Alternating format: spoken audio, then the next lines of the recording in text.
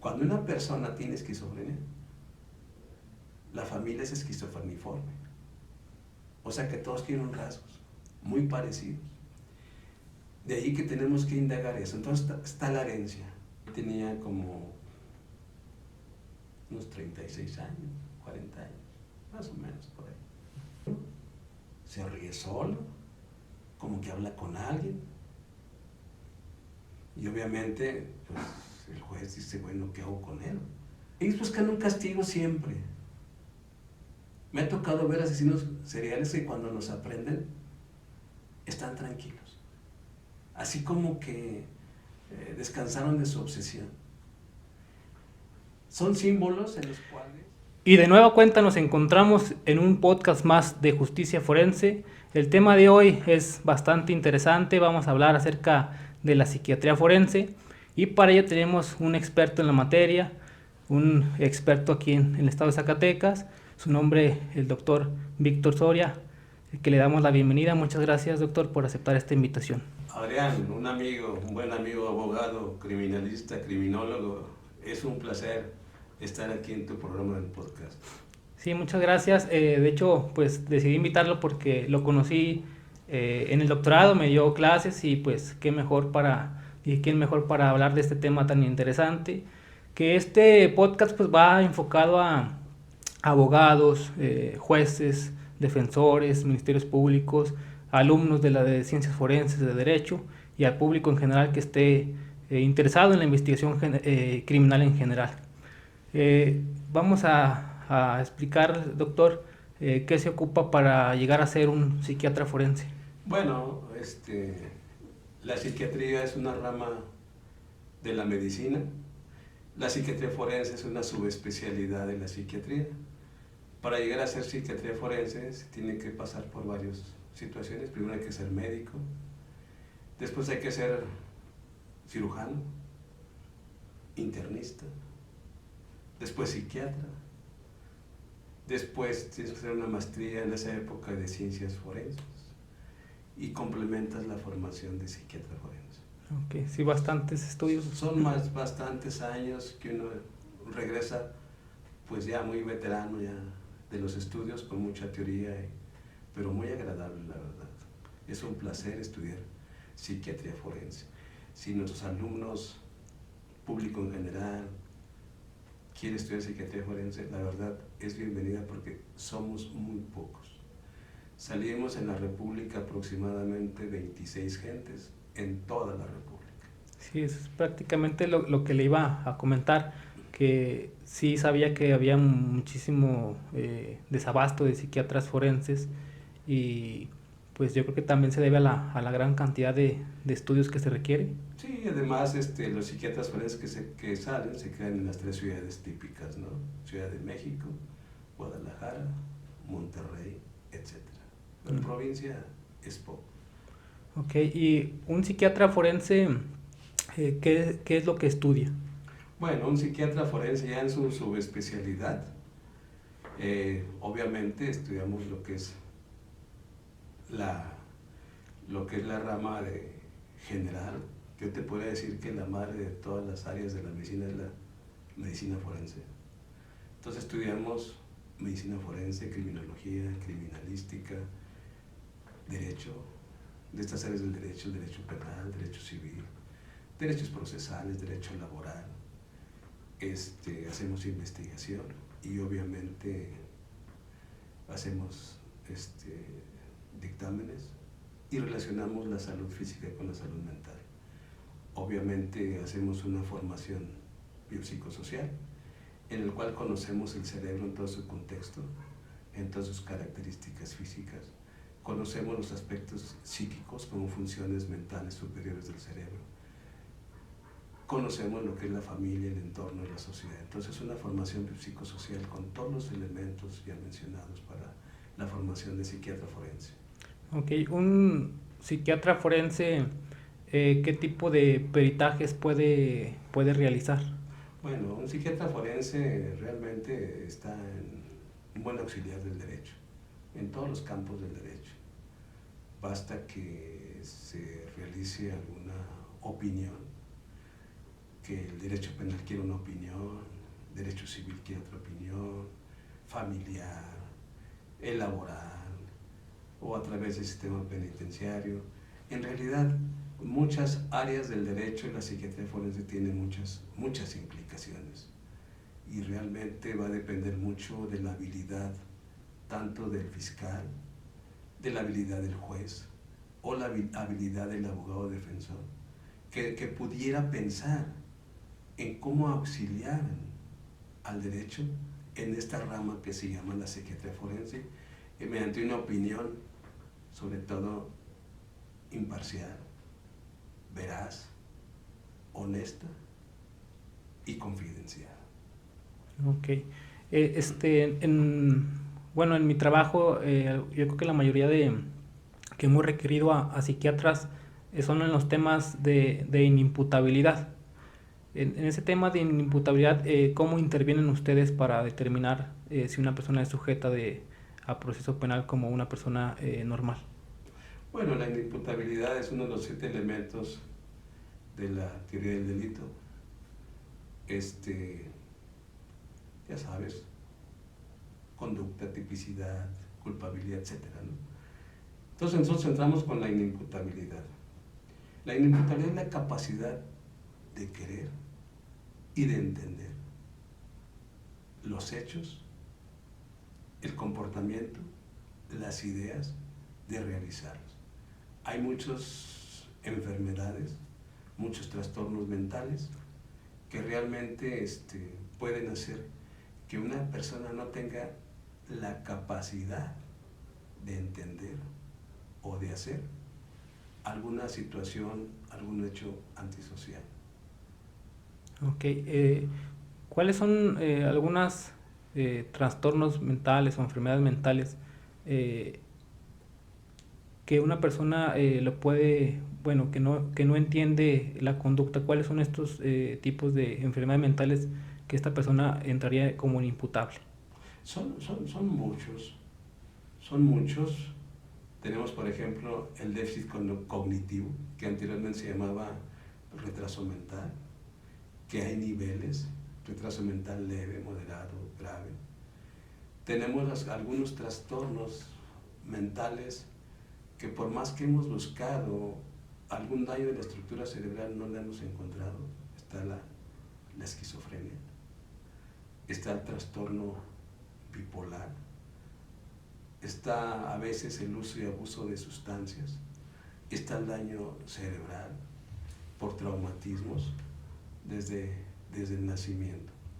Pero hay que señalar que es muy importante que no porque tenga esquizofrenia automáticamente es inimputable.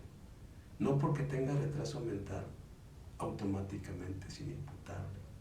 O trastorno afectivo bipolar u otros trastornos. Hay que saber distinguir el momento preciso de los hechos, no el diagnóstico global, sino el momento preciso de lo que él está realizando, su capacidad de entender y de comprender en ese instante, que puede tener la lucidez, como en el caso de la demencia senil, Alzheimer.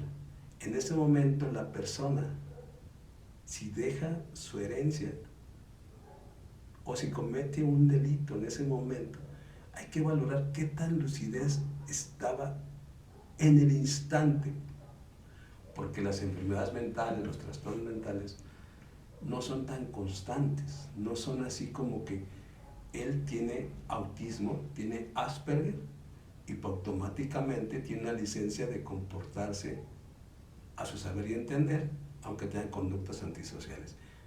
La psiquiatría forense es fina, precisa el momento, el lugar, la causa, el efecto, la conducta, el resultado de ese instante. Por eso a veces en los juicios orales tenemos situaciones en las cuales pues dan por hecho que por tener esquizofrenia, retraso mental, automáticamente el psiquiatra forense únicamente va a confirmar, pero no. Esa es la diferencia. Llegar al punto del momento preciso en que estaban sus funciones mentales superiores. De estas funciones mentales superiores, su inteligencia, su análisis, su razonamiento, su memoria, su abstracción, cómo estaban en ese instante. En este caso, bueno, yo no había pensado eso, que por ejemplo una persona con esquizofrenia podía a lo mejor al cometer un delito no ser inimputable. ¿Cómo sabe un psiquiatra forense si en ese momento era sujeto de inimputabilidad o no? Bueno, en cuanto a ellos hay que ver muchos factores. La edad, o sea, la esquizofrenia tiene un ciclo de vida. Un ciclo de vida, por ejemplo, la esquizofrenia comienza alrededor de los 20 años de edad. En las mujeres comienza un poco después, como a los 24 años de edad. ¿Sí? Entonces, a veces su etapa activa está como hasta los 40 años, de los 20 a los 40 años. Después de los 40 años se vuelven aislados, solitarios, con pérdida de interés, y los vemos deambulando en las calles, en las carreteras o en su casa aislados. Pero en este momento, de los 20 a los 40, aquí tenemos que valorar que hay varios tipos de esquizofrenia. La más peligrosa, obviamente, para lesiones o homicidios es la esquizofrenia paranoide. Esta esquizofrenia paranoide que se caracteriza por ideas de daño, ideas de persecución, siente que lo critican, que se le quedan viendo. A la vez que esta persona con esquizofrenia tiene sus elementos y los familiares le pueden tener miedo, parece increíble, pero estas personas pueden ser muy sugestionables, extremadamente sugestionables. Algún miembro de la familia, algún amigo, algún socio puede sugestionarlo a quien lo quiere matar, quien lo está vigilando, quien le puso cámaras en su recámara, quien le puso micrófonos, es un familiar. Ese familiar es el que te está vigilando, es el que te quiere matar, es el que te persigue. ¿Cuál va a ser el resultado en ese momento de esa claridad? Matar al tío. Pero entonces hay que distinguir el momento preciso de que esta persona, con esa claridad de la sugestión, parece abstracto decir claridad de la sugestión. Tenemos que buscar cómo entró esa idea para matar a ese tío. Y eso es lo que hace la psiquiatría forense. Encontrar, porque a veces los dictámenes de tanto trabajo que tienen nuestros amigos jueces, fiscales, dan por automatismo que tiene esquizofrenia paranoide y por lo tanto no hay gente a su alrededor que haya influido en ese homicidio, pero lo hay. En esta enfermedad de esquizofrenia, ¿hay formas o cuáles son las formas que se adquieren? ¿Es heredable? ¿Se va adquiriendo a través de qué tipo a lo mejor consumiendo drogas, o cómo se va adquiriendo la esquizofrenia? Bueno, la esquizofrenia es un trastorno mental muy conocido, muy estudiado, en los cuales las personas, tanto hombres como mujeres, obviamente tienen rasgos genéticos. O sea, es indudable que generalmente son en la tercera, cuarta generación de cada familia. Quiere decir que, por ejemplo, si hay una persona con esquizofrenia, en el momento actual, posiblemente esta persona llegue a casarse, llegue a tener hijos, pero posiblemente la herencia de esta esquizofrenia no va a ser en su hijo, posiblemente sea en su nieto o en su bisnieto. Y cuando a veces hacemos la entrevista, cuando son personas que vienen de familias disfuncionales, familias conflictivas y con violencia, cuando llegamos al nieto o al bisnieto y preguntamos antecedentes de esquizofrenia, no la saben. No la saben porque son familias disfuncionales sin comunicación. Cuando una persona tiene esquizofrenia, la familia es esquizofreniforme. O sea que todos tienen rasgos muy parecidos. De ahí que tenemos que indagar eso. Entonces está la herencia. Está la herencia, que es un factor muy importante. Si lo combinamos, si esta herencia la combinamos con problemas perinatales, esto es el embarazo, la forma de nacer y la forma de crecer. En el embarazo, los traumatismos, el uso de drogas. Me llama la atención que últimamente las mamás, por ejemplo, usan cristal. Están embarazadas y usan cristal. Otro, la marihuana. Después llegan al momento del parto y ahí los traumatismos craneoencefálicos, el uso de algo que ya no se debe de usar, los forceps, que son máquinas como tenazas para girar la cabecita y que nazca el bebé, dejan lesiones irreversibles del cerebro. El cerebro, al momento de nacer, 3 segundos sin respirar un bebé le afecta el funcionamiento estructural y funcional del cerebro. De ahí que es importante que sean partos muy naturales, partos muy funcionales, con las personas adecuadas. En todos los traumatismos, aparte, con el uso de drogas, tabaco, alcohol de las mujeres, el hígado, los niños pueden nacer con un hígado inmaduro. Esta inmadurez del hígado, los niños nacen amarillitos, que se conoce como carnícteros, nacen amarillitos. Eso está afectando su cerebro. Y así podemos seguir. La fiebre, si la mamá no pone atención, la fiebre de los niños provoca alteraciones. Entonces ya llevamos 2 cosas. Llevamos 1, la herencia. Llevamos 2, alteraciones del embarazo o alteraciones del momento del nacimiento. Ya van 2. Cuando estos niños tienen antecedentes de esquizofrenia, y aparte tienen alteraciones cerebrales perinatales al momento de nacer y del embarazo, estos niños quedan expuestos a que fácilmente se hacen adictos a cualquier sustancia. Estos niños se hacen adictos, si es cigarro, se hacen adictos al cigarro, si es alcohol, si es drogas.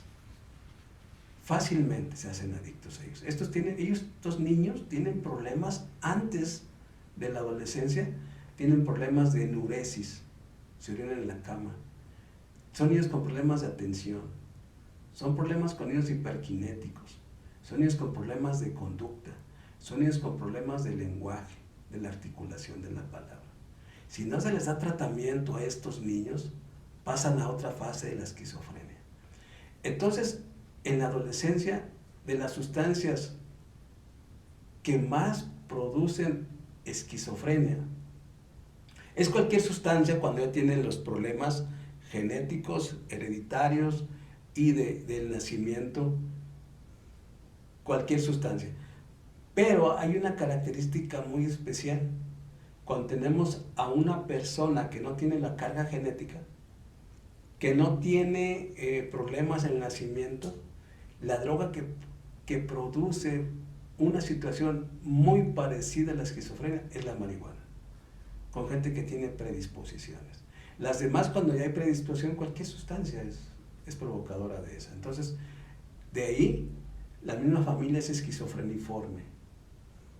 Ahí los niños crecen con problemas de lenguaje, crecen con problemas de las emociones y crecen con problemas de la comunicación. Los padres educan a estos niños, o son familias que son educadas con problemas de comunicación. Son niños que reciben siempre doble mensaje. Le dicen a la chica, hoy no vas a salir por la noche. Y la chica se queda en casa. Y al otro día le pregunta a la mamá, ¿por qué no saliste anoche? Son dos mensajes diferentes, uno que no le da permiso y otro que sí le da permiso. Generalmente las familias esquizofreniformes son familias con doble mensaje. Te digo una cosa para que entiendas otra. Te digo que sí, pero es no. O te digo que no, pero es sí. Entonces, es una situación que se va formando, se va estructurando, una sociedad como la nuestra, con una cantidad enorme de sustancias, se va estructurando en la esquizofrenia, hasta que entre los 15 y los 20 años de edad, se van separando poco a poco, como va girando la Tierra, con esa forma cíclica, se van saliendo de la realidad, poco a poco. Ya cuando acuerdas, ellos están leyendo sobre marcianos, están leyendo sobre crímenes, están leyendo sobre esoterismo, brujería, chamán, todas esas cosas ellos están leyendo, se están haciendo aficionados. Y llega un momento con los cambios hormonales que salen de la realidad. Y ya cuando salen de la realidad, pues se establece la esquizofrenia. Ok. En esta esquizofrenia, bueno, también en podcast pasados hablamos de la psicología forense. ¿La esquizofrenia la diagnostica un psicólogo o un psiquiatra? Bueno, el diagnóstico a veces es necesario todo un trabajo multidisciplinario. O sea, es difícil cargarle siempre a un psicólogo o a un psiquiatra. Creo que esto es multidisciplinario. Ya la forma de trabajar en el mundo es en equipo. Y en equipo debe estructurarse el diagnóstico, la causa, el pronóstico, el tratamiento, la rehabilitación. Y creo que tenemos en común las relaciones con trabajo social, con el médico, con el psicólogo, el psiquiatra, ¿por qué no el neurólogo? O sea, podemos armar todo un equipo y estructurar lo que es en sí la esquizofrenia. Aparentemente decir esquizofrenia es algo fácil de diagnosticar, pero también tiene sus bemoles, tiene sus alturas y hay que diagnosticarla correctamente, porque estamos diagnosticando un trastorno mental grave para toda la vida. Entonces, es un diagnóstico que jamás se debe dar a la ligera, de tal manera que todos somos responsables como un equipo multi e interdisciplinario. Yo antes había escuchado o leído, no recuerdo, que en personas menores de 18 años no se diagnosticaban ese tipo de trastornos. No sé si estoy equivocado o actualmente ya se puede. Bueno, hay causas muy parecidas a la esquizofrenia, por ejemplo, el autismo. El autismo es un trastorno del desarrollo mental de los niños. Los niños, parece algo increíble. Los niños van creciendo bien. Crecen, se desarrollan, hablan incluso hasta los 3 años y de repente el niño deja de hablar, deja de desarrollarse y tiene características muy parecidas a la esquizofrenia. Pero nosotros, como el cerebro alcanza su desarrollo hasta los 21 años de edad, no podemos diagnosticar esquizofrenia porque a veces son procesos que se van desarrollando. Mientras el cerebro no tenga esa consolidación de 21 años, no podemos decir un diagnóstico tan grave, tan para toda la vida. Y entonces utilizamos cuadros psicóticos infantiles o cuadros psicóticos del adolescente, que aunque estén fuera de la realidad del adolescente, que aunque el niño tenga un autismo fuera de la realidad, después de haber tenido un buen desarrollo, es un niño que platica más, por ejemplo, con su mascota que con su mamá. Entonces no puede, tiene esquizofrenia. De tal manera que manejamos lo que son las psicosis de la infancia y la psicosis del adolescente por esta característica de que le damos la oportunidad que el cerebro alcance su máxima consolidación, que son los 21 años, y que muchos chicos que usaban drogas, muchos chicos que no les gustaba la escuela, muchos chicos que eran rebeldes, difíciles, conflictivos, desafiantes, llegan a los 21 años y se vuelven responsables, se vuelven buenos ciudadanos, trabajadores, estudiosos, empiezan a estudiar posgrados y aspiran a casarse, a trabajar.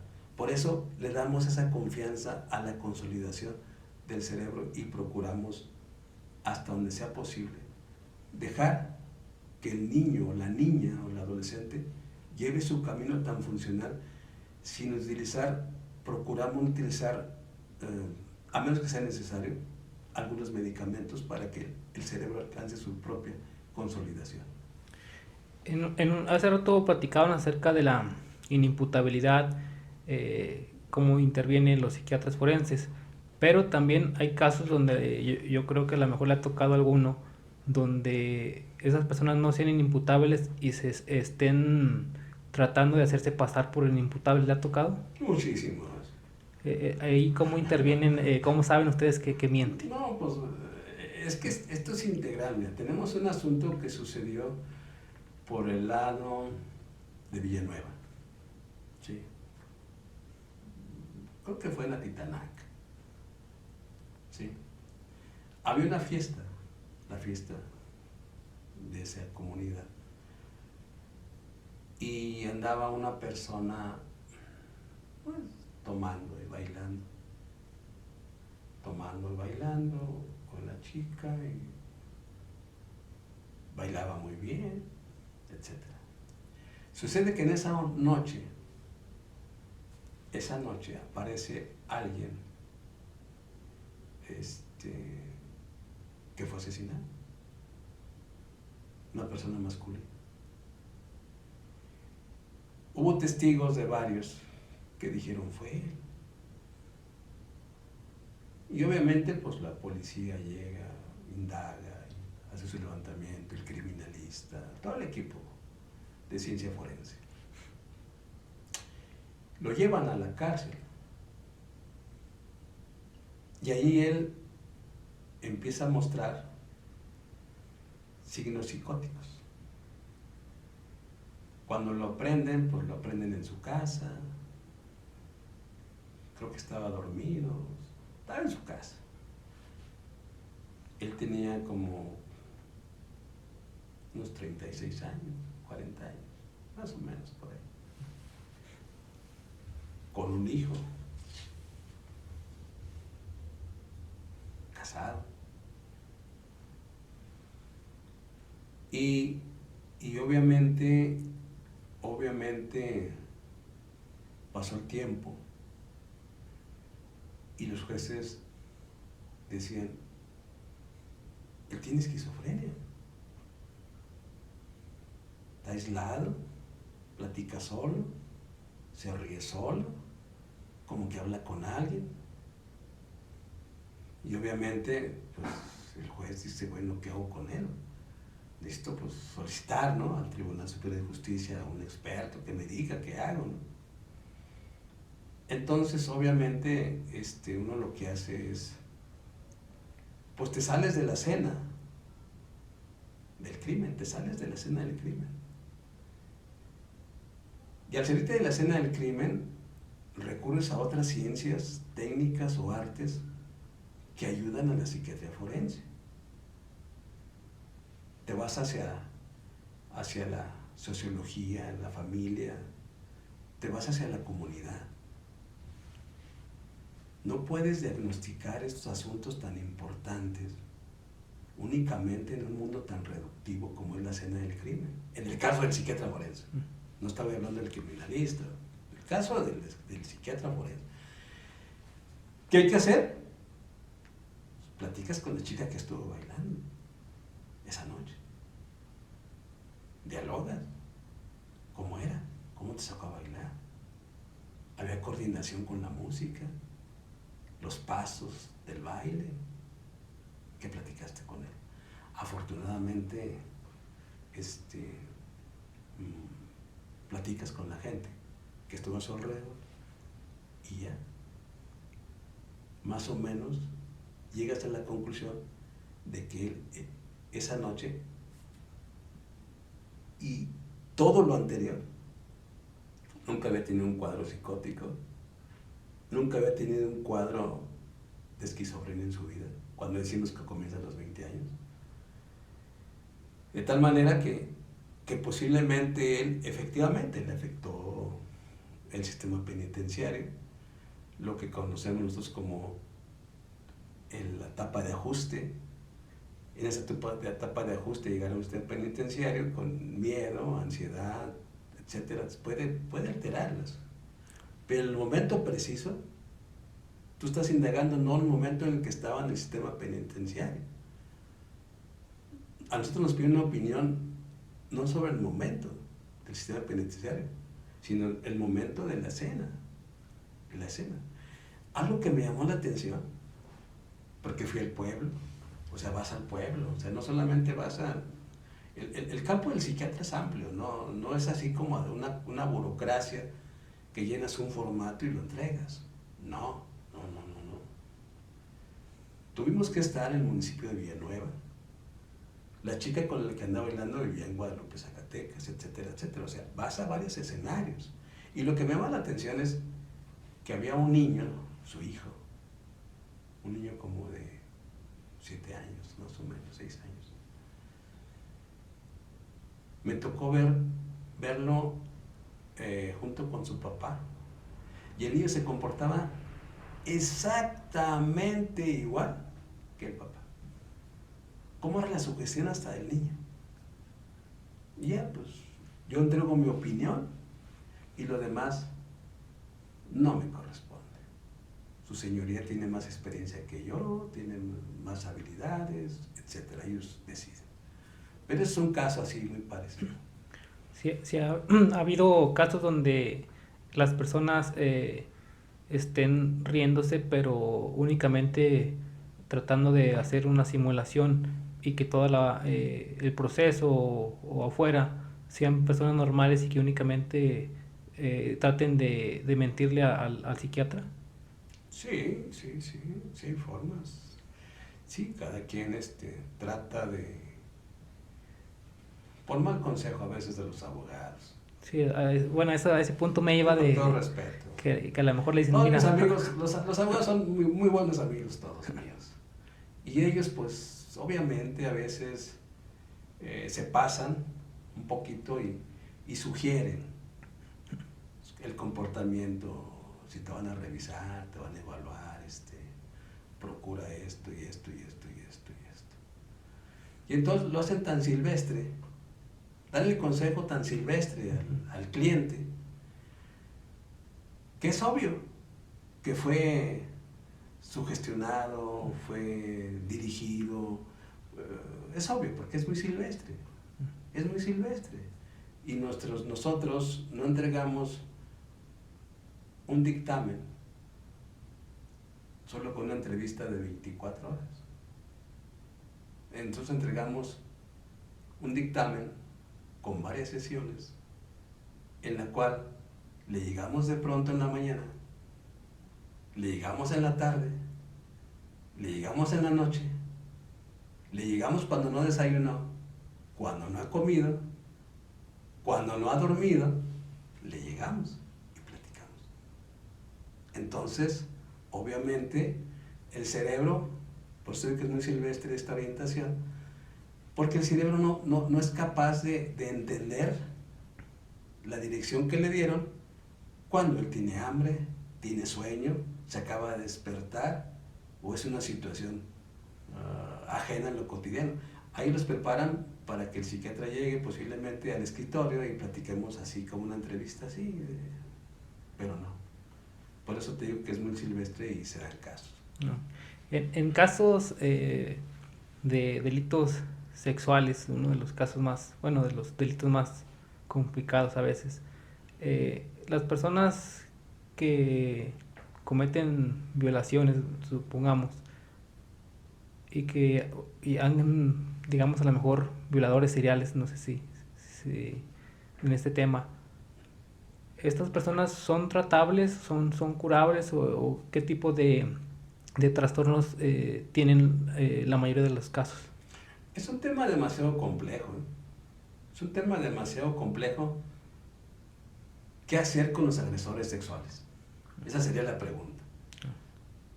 ¿Qué hacer con ellos? O sea, es demasiada complejidad, porque así sean agresores sexuales, pues tienen sus propios derechos humanos. No sé si esa sea una oportunidad de trabajar con ellos, o sea obstáculo. Porque otros países utilizan, por ejemplo, la castración química. Otros países es un delito mayor. Y en nosotros, pues, no utilizamos la castración química, ni quirúrgica, etc. Y de los que yo, en mi experiencia que he tenido con los agresores tipo sexual, son personas con una personalidad labiosa, caen bien, son seductores por naturaleza, no solamente en lo sexual, sino en lo cotidiano. Y tienen muchas veces reincidencia. Creo que es un tema que se debe de llegar a una conclusión específica entre muchas disciplinas, qué hacer con ellos, porque ellos tienen una personalidad en la cual son muy moldeables, se acoplan rápidamente, captan rápidamente lo que pide su señoría, captan rápidamente hacia dónde va el fiscal, y captan rápidamente lo de la víctima, o sea, captan muy rápido y pueden adecuarse con los colores en el momento preciso. Entonces yo creo que es algo que en México está faltando. ¿Qué hacer con ellos? ¿Tienen cura? Es difícil saberlo porque la psiquiatría forense, desafortunadamente, el tratamiento lo lleva en el sistema penitenciario, generalmente lo lleva a cabo el psicólogo, lo lleva a cabo el trabajo social, etc. Pero yo creo que es una deuda muy pendiente en derecho. ¿Qué hacer con los agresores sexuales? Sí, es bastante, bueno, es un tema bastante complicado, complejo, que lleva diferentes factores en el proceso penal, en la vida de las personas, las familias, el entorno. Y hablando ahora de asesinos seriales, en este tema, cuando uno entra a la universidad a estudiar, entra la pregunta y a muchos les interesa: ¿los asesinos seriales nacen o se van haciendo?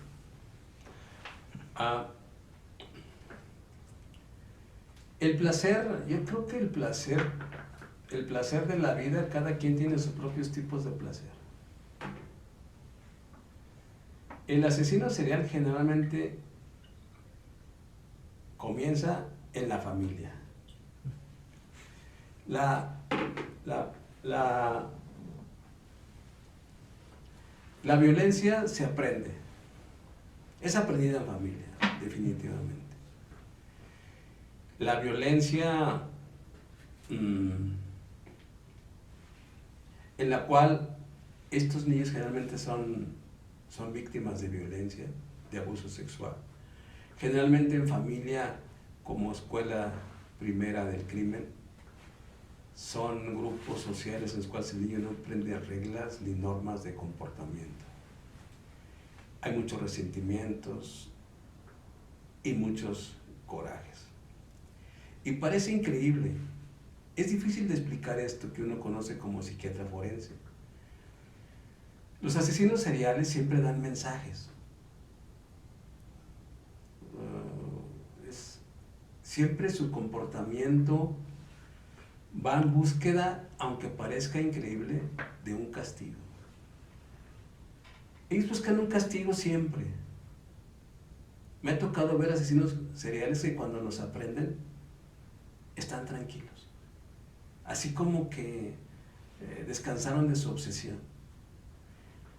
Son símbolos en los cuales en la familia, si la mamá es, digamos, abandona a los hijos por varios hombres, el asesino serial se va a ir hacia ese tipo de mujeres. Si el asesino serial ve en casa hay otro tipo de malestares, por ejemplo, si fue víctima de abuso sexual en casa, este asesino serial se va sobre agresores sexuales.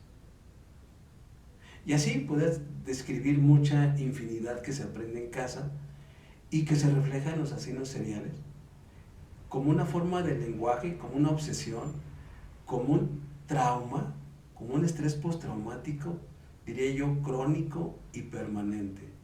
Y así podemos hablar de los zacatecanos seriales, de los de la Ciudad de México, de los de la Ciudad de Guadalajara, del estrangulador de Boston, de Jack el Destripador. Podemos hablar de ese tipo de personas, o a veces otra comunicación es que a veces ellos son rechazados por sus propias hermanas, compañeras de la escuela, sobre todo las bonitas, y estos asesinos seriales van matando niñas bonitas, etcétera. O sea, es un lenguaje y es muy parecido.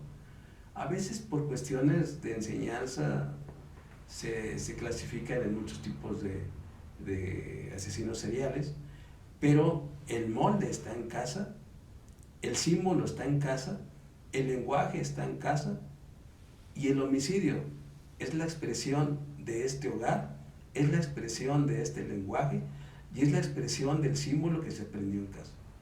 Sí, de este caso se me viene a la mente el asesino serial Edmund Kempler, que pues su madre, bueno, vivía con su madre, que lo agredía porque no tenía parejas y que al final termina matándola y copulando creo que con su cabeza, duerme con ella, y toda a raíz porque la madre pues lo violentaba. Sí, o sea, a mí me sorprendió cuando indagué a un serial. Me sorprendió, yo lo indagué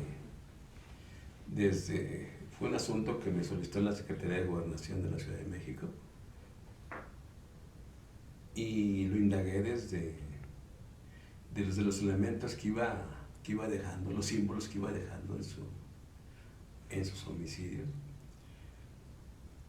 Y al ir avanzando en la investigación, tuvimos que utilizar la perfilación. O sea, vas encontrando elementos del lugar de los hechos que reflejan la personalidad del posible homicida. Entonces, nosotros comenzamos desde esa parte de la perfilación hasta llegar al momento de la aprehensión y sobre todo llegar a la evaluación psiquiátrica. Esta persona, tipo inteligente, brillante, una inteligencia superior al término medio de la población, afortunadamente nos hicimos, pues no amigos. Creo que él quería manipular.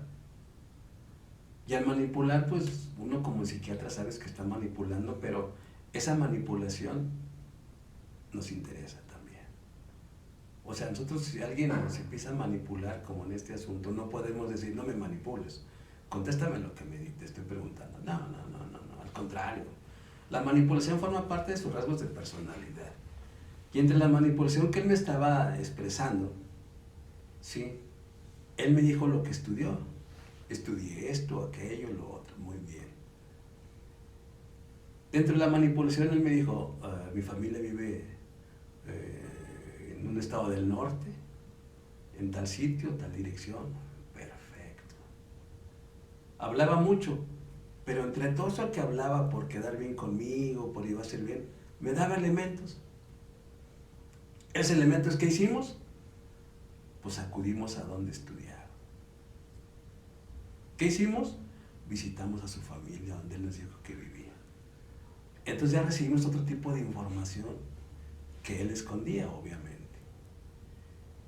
Obviamente, cuando haces perfilación como psiquiatra forense, cuando estás en el lugar de los hechos y conoces las víctimas, te das cuenta que todas miden determinada talla, determinado peso,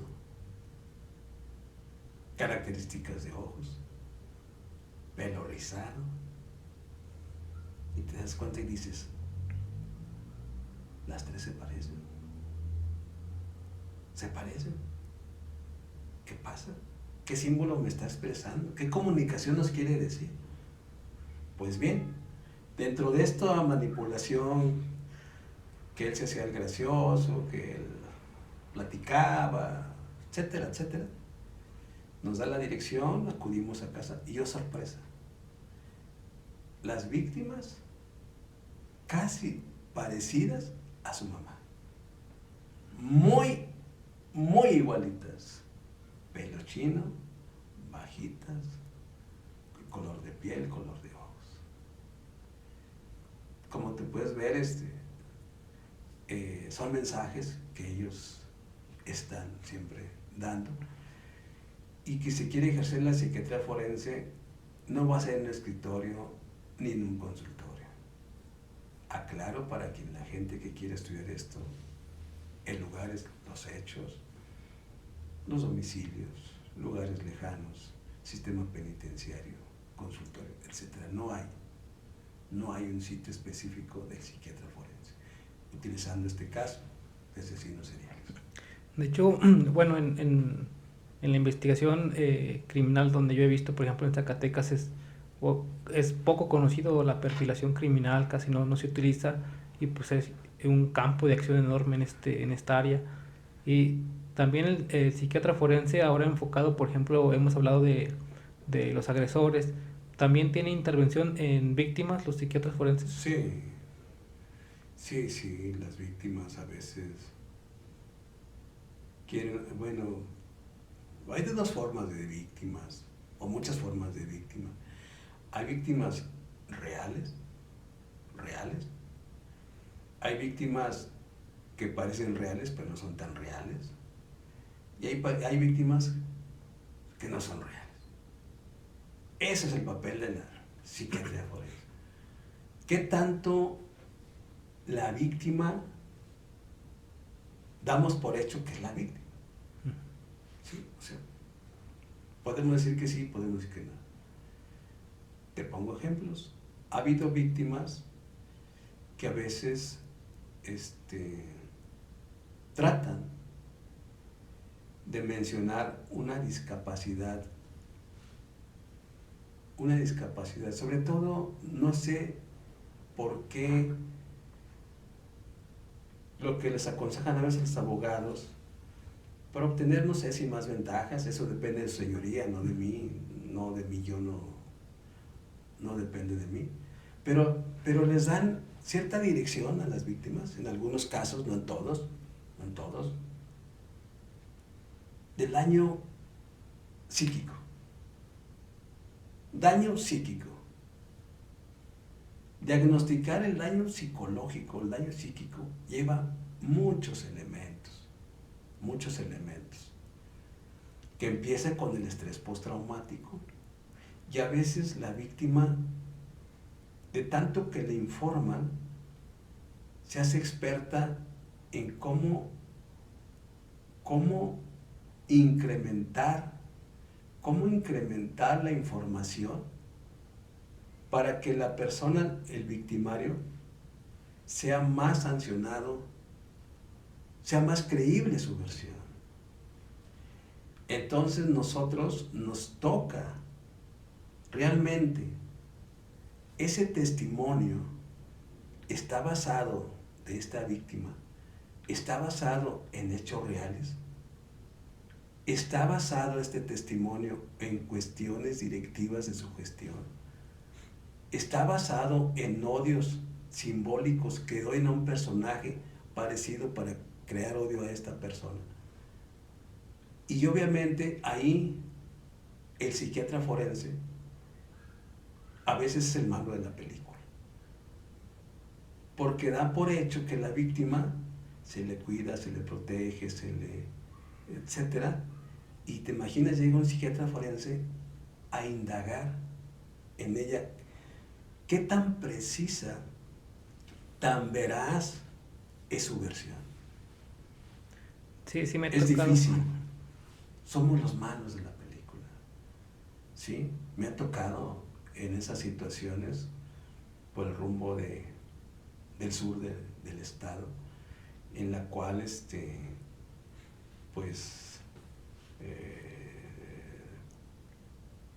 la gente da por hecho que es víctima y pues es víctima. Y nosotros, como somos imparciales, somos veraces, somos honestos y somos confidenciales, pues tenemos que hacer el trabajo que nos corresponde y pues tenemos que hacerlo.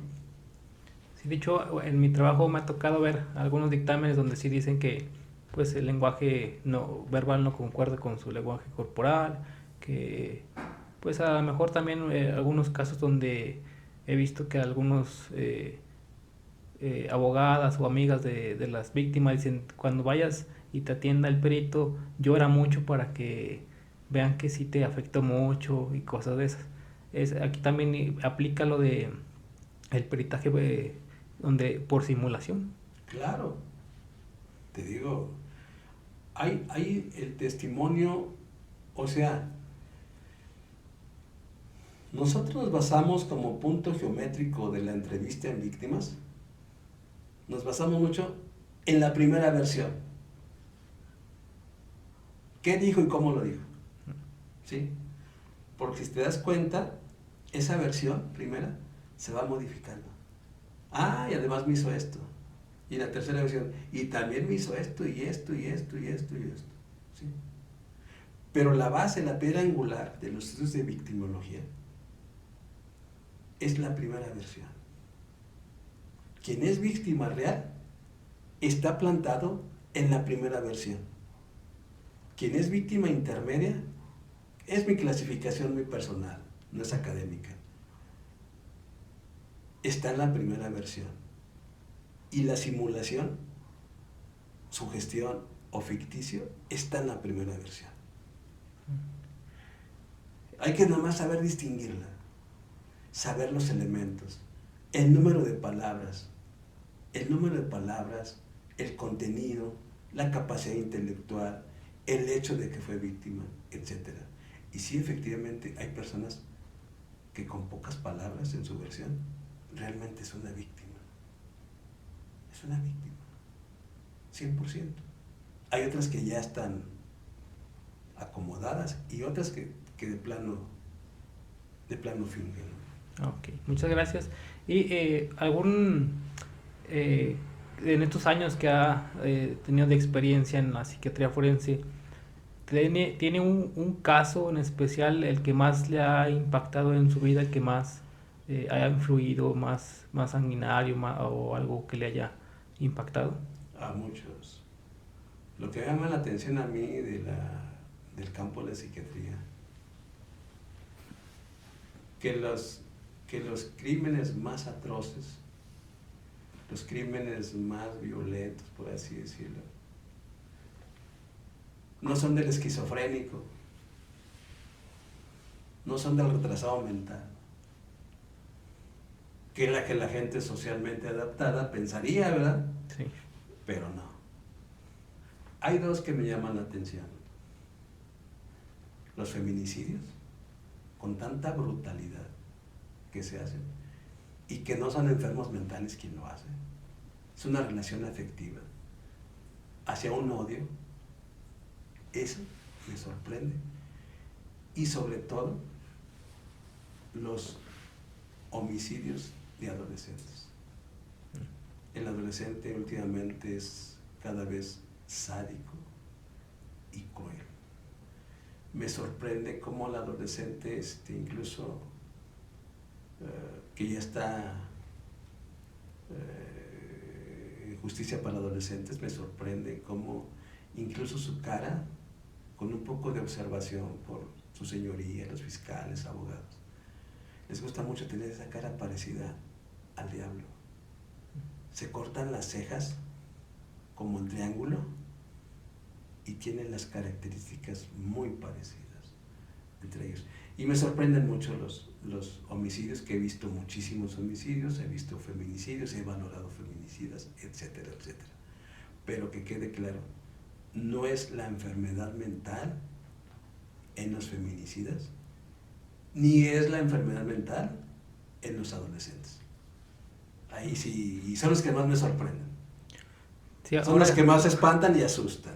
Gente que parece que está en cotidiano, vecino, joven que va desarrollándose, son los que más espantan, asustan, porque no tienen un trastorno mental que pudiera uno decir es obvio. No, son gente cotidiana. De hecho, ahorita me recordó un adolescente también de aquí de Zacatecas, creo que se llamaba Fidel o algo así. Le apodaban, creo que la banda del pañal aquí en Zacatecas. Sí.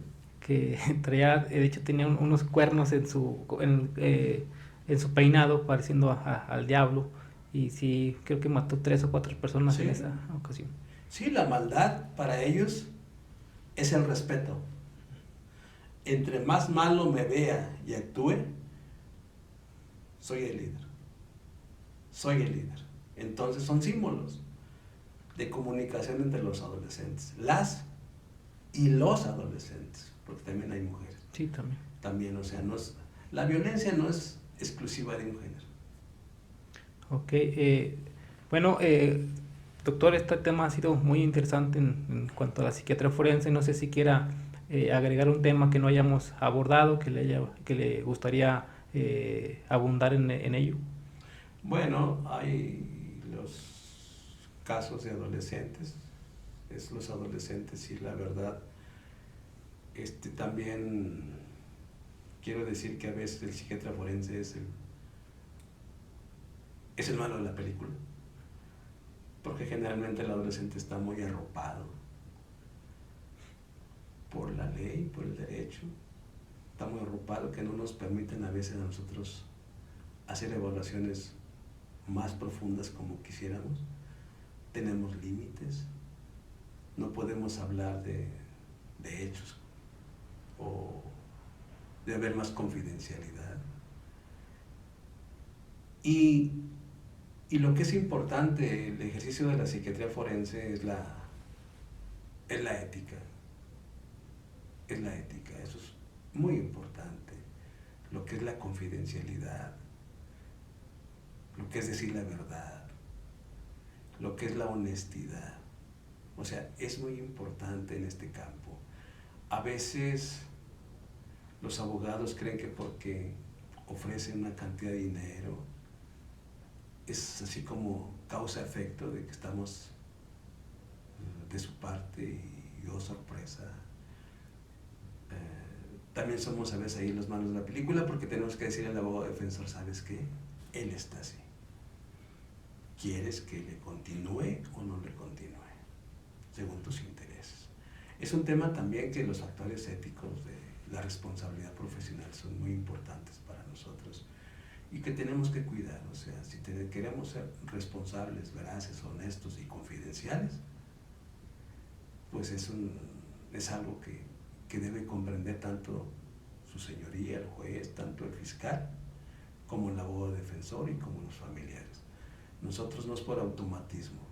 Con la formación que hemos tenido de muchos años de práctica, de estudios, etcétera, como que ya no es fácil que tengamos aspiraciones materiales o políticas o económicas. Nuestras aspiraciones son servir, ayudar al derecho, que se conozca la verdad y que sea su señoría el que lo resuelva. Así de sencillo. Okay. Muchas gracias, doctor, por haber aceptado esta invitación, y pues fueron temas muy importantes que sin duda pues le van a gustar a estudiantes, abogados, jueces, defensores, y que además también a usted también le gusta compartir en grabaciones su conocimiento. ¿Cómo lo pueden encontrar en las redes sociales? Como Víctor Soria. Doctor Soria. Doctor Soria. ¿En qué redes sociales se encuentra? No, pues lo más modesto, en Facebook. En Facebook, pues sube sus... No más ahí en Facebook. Okay. Hago comentarios sobre esto, sí. Creo que ya el momento histórico es compartir lo que uno sabe sin interés económico y de ninguna índole. Y creo que eso es nuestro trabajo que estamos haciendo. Posiblemente digamos cosas acertadas, posiblemente no digamos cosas acertadas, pero damos nuestra opinión para que la gente la reflexione y pueda indagarlas y pueda aprender, o a la vez, si la opinión no le gusta, contrariarla y va a aprender más. Sí, de hecho, pues todo lo hacemos por el gusto a las ciencias forenses en este caso, y pues vamos a poner en la edición del video sus redes sociales para que lo sigan y vean todo el material que comparte, y pues también invitarlos a todos los que nos escuchan y nos ven, que pues nosotros en Justicia Forense nos encontramos en YouTube, en Facebook, en TikTok y en Spotify como Justicia Forense, para todos los que sean gustosos de seguirnos y escuchar nuestros podcasts, que son bastante interesantes, con gente importante, que en este caso tocó al doctor Soria, y muchas gracias por haber aceptado la invitación, doctor. Haber estado en tu programa Justicia Forense, la verdad, me encantó. Adrián, te deseo lo mejor, que continúes con nuestros temas. Eres un parteaguas, la verdad, eres inductor a la reflexión de la verdad, la inducción a que todos los que estemos mezclados en ciencias forenses podamos hacer algo mejor por nuestros Zacatecas. Y muchísimas gracias por tu invitación. Ok, muchas gracias, y doctor. Buenas noches. Muchas gracias, doctor. Y pues a todos los que nos vieron, y pues les decimos que este podcast pues ha llegado a su final.